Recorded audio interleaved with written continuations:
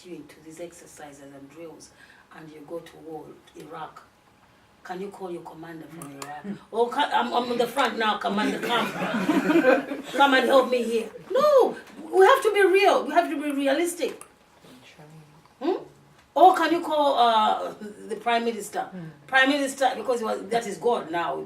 I'm taking that level of Prime Minister being the top God. Prime Minister, I'm in Iraq now. I'm Kandahar now. It's going wrong. What do I do now? Can you come and help me? Come and teach me, please. Come and teach. He sent you a helper. He sent you that helper who knows everything. You leave him here, you start to try to bombard heaven for your deliverance. We need to learn how to fight. That's why we have these practical sessions, because I will bring things, as you see examples I give you, to make you realize what you are going in for. It is not sweet, my dear. These evil things are really evil. And they're out to steal, to kill, and to destroy you. People ask me, why is the devil so bitter with us? Why do we have to fight him? You know, some people don't know why they have to fight the devil. And I always give you an example of a marriage. Because the devil used to have dominion over this earth before you were made. And when he fell, when he went and bombarded heaven with a third of the angels, he was thrown out. Revelation 12:7, he was thrown out with all his... these are the fallen angels that are really giving us problems now. And so when this happened in heaven,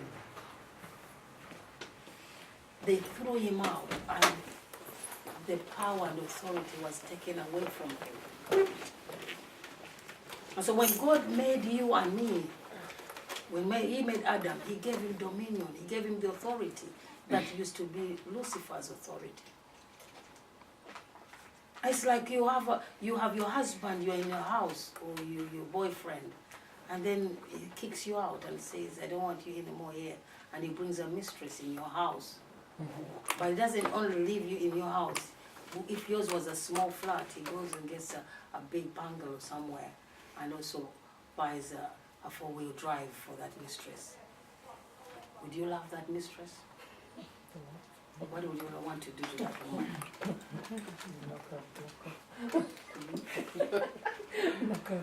Or somebody takes your girlfriend. I'm speaking to you. Yeah, you have somebody you love, you really love. Then another guy comes. Another guy comes and takes that lovely lady from you and spoils her. They just start marching around in front of you. Would you really like that? What would you want to do to that man or that boy? Exactly. That's the way the devil hates you. He hates you. He hates you. You know, he can smile at you. Have you ever seen people? There's people say in a Muslim family that they can have 4 women in one house. How do you think they love each other? They can put on a show because they were born in that kind of culture. But I don't believe they can stay in that house and be all the time. But they smile even when they go, but deep down, they want to kill each other. Because you can imagine knowing that your husband is next door or in the other room now, and the kids are there. But some people tolerate it, but definitely deep down, it's not easy. It's not easy. So that is how the devil only comes to steal and to kill. He will entice you with little things. Oh, do this, you will be okay. Oh, do this. But in the actual process, he wants to pull you into a dark corner and strangle you. So that in mind, you have to know that you have no friend in the devil. Anything concerned with the world, know that you are going to end up in hell. That's the way he wants you, because he's judged already. And all those fallen angels are already judged, and as we read in Jude, they are already judged. They're just waiting to go. So they're trying to harvest as many people as possible to go with. Now, if you want to go with him, that's really up to you. But he will not stop fighting you. In fact, when you get born again, the more you have opened up war with the devil. Because once you get out of his commandment, both Satan and God works in covenants.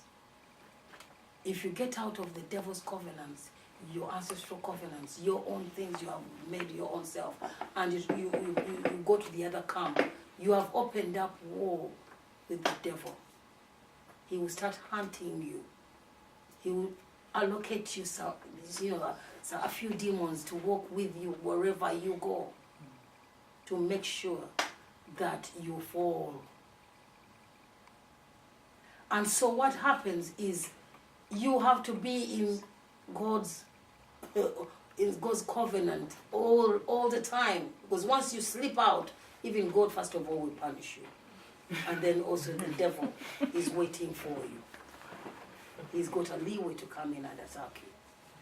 So there's no mediocre. You know, the Lord said in Revelation 3:15, he said, be either hot or cold, but if you're lukewarm, I will spit you out of my mouth. And most of us are lukewarm. We justify ourselves, but we have things, habits we are holding on to, and we think we can hide them from the Lord. I always tell people, don't be like an ostrich. Ostrich on the sand. You know, they hide their heads. They are big, fat, with tall legs, but when they want to hide, they dig a little hole in the sand and put their head in, and think they have, yeah, and you think you are hidden, God cannot see you. Whatever you do, he sees everything. There's nothing you can hide from him. And so we need to understand that we have to be alert, and we have to know that this is real war. Though it is not physical, you don't see it, but there's war in the spirit, and that's why we need spiritual warfare. So before we fight the devil, you have to know, you cannot fight an enemy you don't know. Can you? And you cannot fight an enemy unless you know his schemes, you know his tactics. You know, when people go for military training, they are first of all taught the enemy camp, how they fight. What do they have? They have planes, they have these, they have tanks, they have this, A, B, C, and D. And once you survey that and you understand it, you know how then to counteract and counterfight them. So you have to know the wiles of the devil. And that is why, you know, Paul said it very well in Ephesians 6:12. If we go down there, I want us to read it. We'll go through it, because down he talks about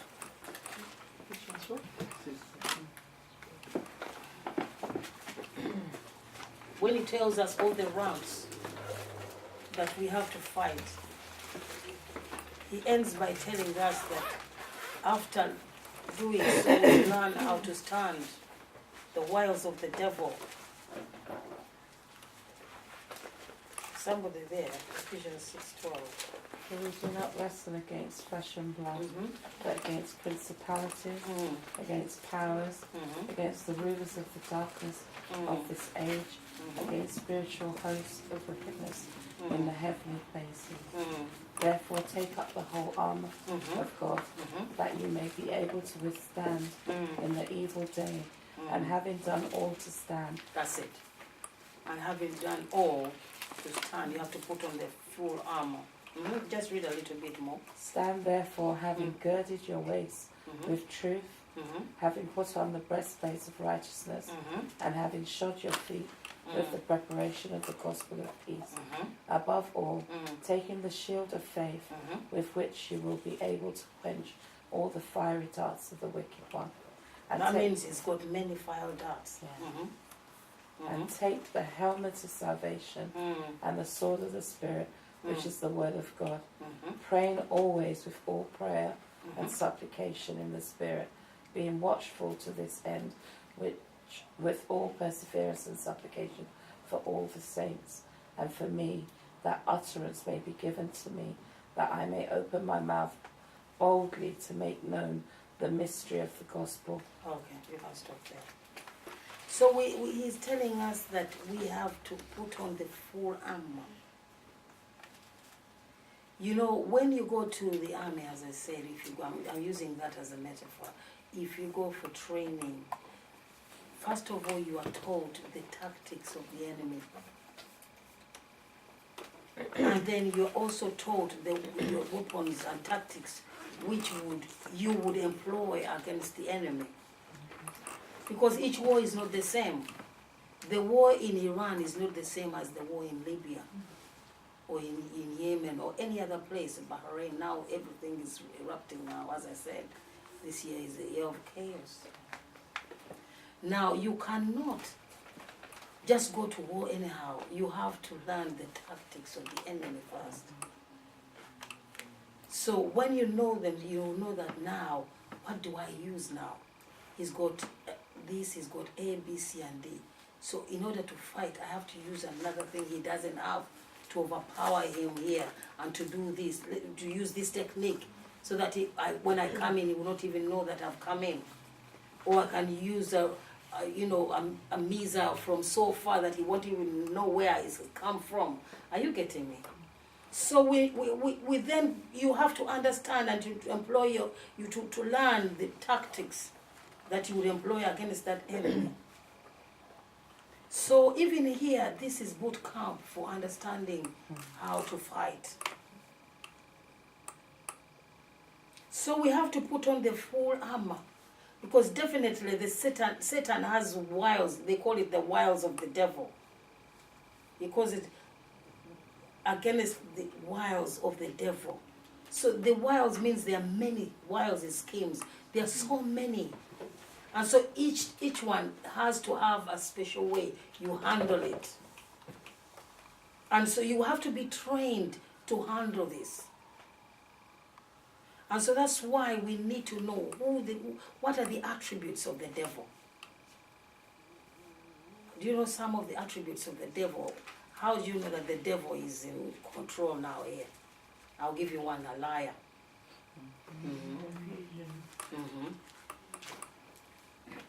Another? Murderer. Accuser. Discord. You know, whenever they are fighting, they're shouting, and discord. He always wants to bring chaos. Fear. Wicked. He's also cowardly. Tempter. Thief. Okay.